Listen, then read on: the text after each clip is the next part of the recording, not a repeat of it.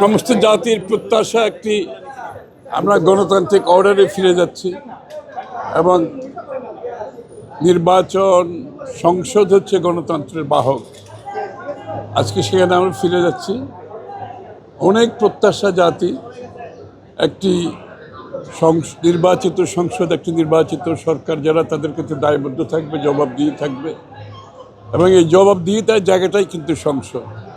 এবং এই সংসদের কার্যকারিতার উপর আমাদের আগামী দিনে যে সংসদীয় গণতন্ত্র এবং গণতান্ত্রিক অর্ডার, যেটা আমরা বাংলাদেশে ফিরিয়ে আনার জন্য দীর্ঘ সংগ্রাম করেছি।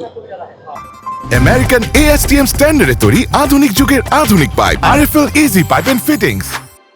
সেই প্রত্যাশা আমাদেরকে পূরণ করতে হবে, সবাই মিলে পূরণ করতে হবে। আমি আশা করছি এই সংসদীয় পদ্ধতি, যেটা দেশনেত্রী বেগম খালেদা জিয়ার সবে আমরা শুরু করতে পেরেছি, এই পদ্ধতির মাধ্যমে আগামী দিনে বাংলাদেশের মানুষের তাদের আশা প্রত্যাশা, তাদের জনগণের কাছে যে নির্বাচিত সংসদ সরকারের যে দায়বদ্ধতা, এটা আমরা নিশ্চিত করতে পারবো আশা করি। মানে অর্থমন্ত্রী অপোজিশন থেকে বলা হচ্ছে রাষ্ট্রপতির ভাষণ তারা শুনবে না, আপত্তি তুলছেন, এটা কি আসলে আপত্তি তোলার বিষয় কি? সেটা তাদের অপশন। আমরা তো তারা কি করবে এটা তো তাদের সিদ্ধান্ত, সে বিষয়ে তো আমাদের কিছু বলার নেই। এনসিপি সংসদ সদস্যরা সংসদের বাইরে অবস্থান নিয়েছে, বাকিরা কোথায়?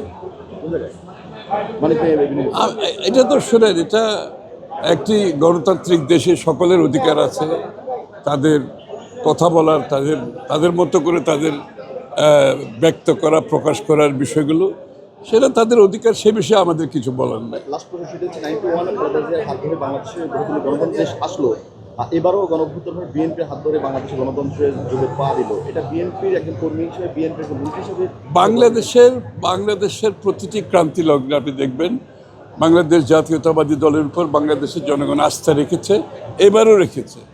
এবং আস্থা রাখার কারণ হচ্ছে বাংলাদেশ জাতীয়তাবাদী দল সেই কঠিন অবস্থা থেকে, ক্রান্তি লগ্ন থেকে উত্তরণের পথ দেখিয়েছে। তা আমি আশা করি এবারও ইনশাআল্লাহ জনাব তারেক রহমান সাহেবের নেতৃত্বে আমাদের মাননীয় প্রধানমন্ত্রী, আমরা সেই জায়গা থেকে উত্তরণ ঘটাতে পারবো এবং দেশকে একটি সত্যিকার অর্থে গণতান্ত্রিক দেশে, গণতান্ত্রিক অর্ডারে একটি উন্নত বাংলাদেশ আমরা দেখতে পাবো।